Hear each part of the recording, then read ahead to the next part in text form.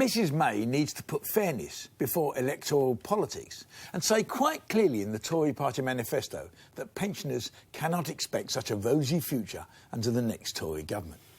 Of course, everyone agrees we should look after the poorest pensioners, but the evidence shows that millions of elderly people who are protected by the triple lock pension don't need it.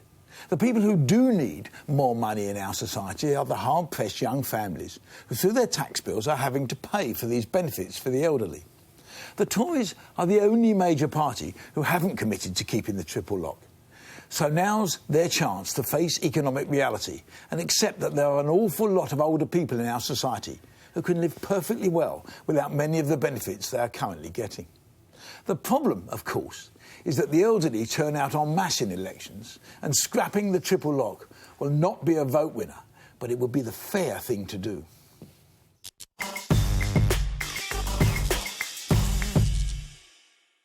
Hi. Right, now, you just said pensioners are their rosy future and they're living very well. You know, let's look at what they're actually living on. The maximum they get on this triple lock pension is 155 quid a week. The basic is 119 quid a week. Now, let me ask you all a question around this table. When you go out for dinner, what would you pay for a dinner for two when you go out in London, roughly? Well, the burger bar that I go to... No, you would never go to a burger bar. You probably go to restaurants. 120 quid. Exactly, and that's the figure I was thinking of. So we're expecting people to live for a whole week on what we would pay for a meal out. You know, there are a lot of pensions... But we're not the typical... But I never spend 120 quid on dinner. There are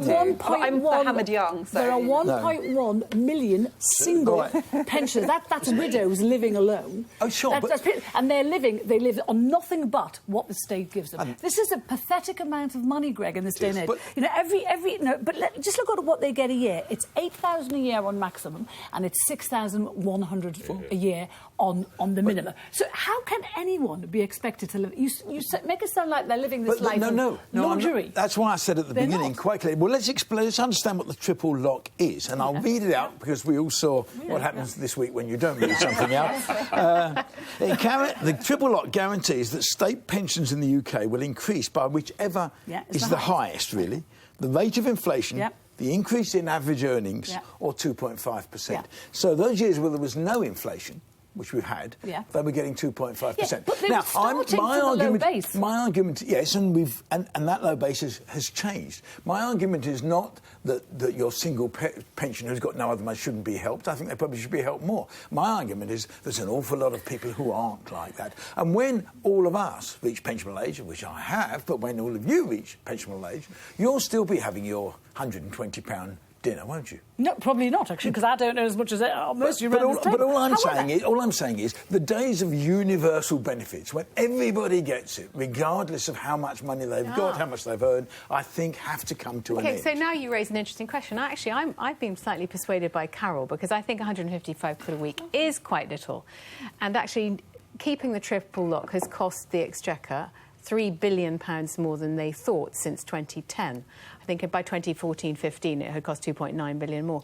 So in a sense, why aren't you saying the wealthy should be means tested and sacrifice their fuel, their free bus pass, or do they even get their licence fee free? I don't know. Yes. But you know, why can't? I mean, how much would that save? It's rather than they've run the figures abandoning the triple lock. Well, actually, the Pensions Committee in the House of Commons actually came out with a recommendation to end the triple lock, because they said, by 2020, and I'll read what Frank Field, who was the chairman, said, is with the triple lock in place, the only way state expenditure can be sustainable is to keep raising the state pension age, which actually hits people from lower income families. Is that why Prince Philip has only just retired? I mean, I don't think he's sitting worried about his old age pension. A civilised society is judged on the way it treats its elderly, its infirm, its frail. We can't now. You know, when I think it was 6 years ago, 2006, the triple lock was brought in.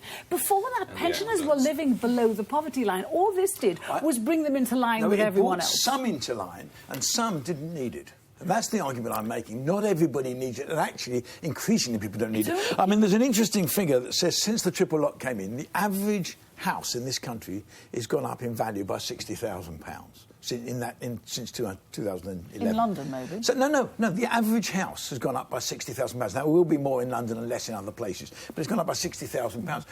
Now, somehow, do you continue to say to younger people who can't afford to buy a house, do you continue to say to them, look, you've got to pay more to keep older people who are actually, a lot of whom are quite well off? I've just got to correct myself. I said this was introduced to triple lock in 2006. It was actually 2010 by the coalition government. The reality is, I think you're both onto something. And look, you've done, and I've often said this to you before, fantastic, you've made a few quid, good luck. There's no reason on earth you should be getting any, we shouldn't be paying for your TV licence as and when you reach that age. You shouldn't be giving anything. And you're right to means test. The money involved is absurd. This rosy future that you talk of for the elderly in this country, well, it wasn't rosy for 32,000 last winter who couldn't afford to turn up the gas, so they subsequently perished. Yep. But where Afua, and I heard her mumbling quite rightly, is we should be doing more to help the young. Sure. I argue it's not mutually exclusive. I would urge everyone to look at something such as the foreign aid budget, which would solve this at a... It's very well you go and work. We're happy to do this for people abroad, but not our own people. No, but the other thing we've been discussing as a nation over the last few weeks is obviously care, and clearly care for the elderly is going to get more and more expensive on the public purse. And the way to solve that is to say to the better off pensioners, you don't need this much. No, but there are other redistributive ways. And, you know, I don't think in 10 years that older people are going to be able to get the value out of their homes. They're going to have to use it to pay for social care. It's clear. There's no other way that social care is going to be able to be funded at the rate it needs. So I don't think that you have to look at the triple lock as the only way of balancing things out. And, you know, I kind of agree with Carol, because in a way I don't trust us to abolish the triple lock, because we've been so cavalier with the way we treat the elderly. I mean, until the turn of the century, a quarter of pensioners were living in poverty, and now it's still 1 in 7. A report that came out recently said that in the last 20 years, the amount of people relying solely on the state has rocketed. It's rocketed by, I think it's 29%. 29% in the past 5 years, but in the past 20, it's steadily gone up. And that's people relying solely on what they get from the state. Oh, and let's take someone like a nurse. In the last 5 years, nurses have had an increase in their wages by 1% a year. Terrible. Year after year. And that's what and most state employees have had 1% a year. At the same time as pensioners have been getting 2.5%, 3% because of the triple lock. Now, there comes a moment, and actually, to be fair, the Pensions Committee said quite clearly, this has readjusted the balance and made it much better. But there comes a moment when, as a society, you can't spend the money that way because you need to spend it on others. But they've paid in for decades. Yes, exactly. These These are the people who paid. Exactly. And this is appalling. Of course, a nurse should be getting, he or she should be getting money. But some of these folk that we're talking about haven't been paying in for 10, 20. They've been paying in for 40 or 50. And if the most we're getting is, what was it, £155? 155 is the most. The basic is 190. You know, Carol is actually right. We should be judged by how we look after our elderly and our sick and our including young people. But what about the people who don't need that money? Yeah, I agree, but it's the cost of the means testing, isn't it? Well, you're balancing the cost of means testing, but we do that because all these people we do it in tax. Yeah.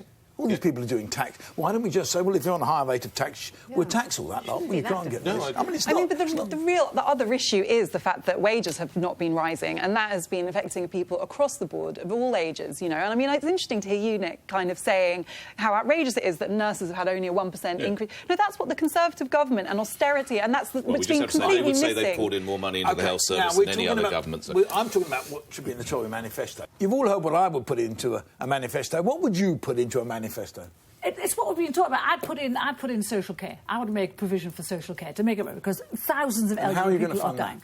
I don't know, because I'm not there and I don't have the figures at hand, but I would make money to fund social care. It's the F word. Scrap foreign aid. I know you're going to raise your eyebrows, but there we are. We did that last week, Nick, and you didn't win then. In your view. I would want some serious measures to tackle child poverty and to reverse the school funding criteria, which I think are a disaster. Right. And as our resident Liberal, what would you put in the Conservative Party? Thing. I want the Tories to keep all the environmental protections that we've gained through 40 years of being member of the EU intact, so that we don't destroy the environment as we go over the cliff. Is there a suggestion they're not going to? Yes, totally. I think there's going to be a bonfire of the environmental regulations. It's going to be one of the first things.